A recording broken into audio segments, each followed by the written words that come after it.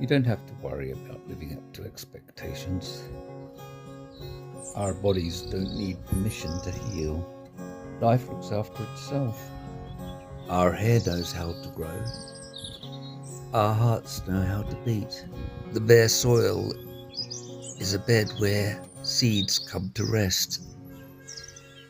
Love will grow and anger will take root.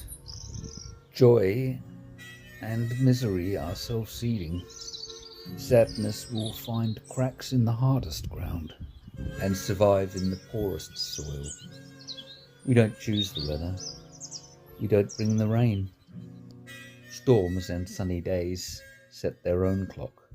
All we need to do is tend to our gardens, manage our woodlands, and protect the wild places.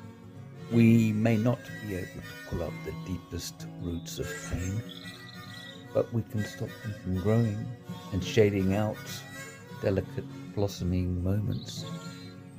Keep back the binding and smothering vines.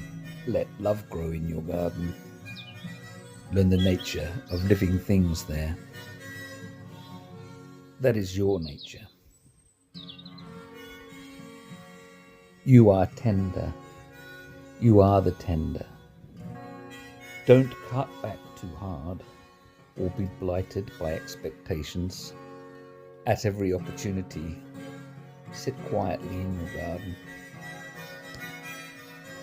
whilst you heal and grow. Like a tree or the smallest petal on the tiniest flower, or like unexpected fruits on mysterious plants that have blown in with the wind or washed up on the shore. We can grow without being tied to a trellis or pollarded or cut back or heavily pruned.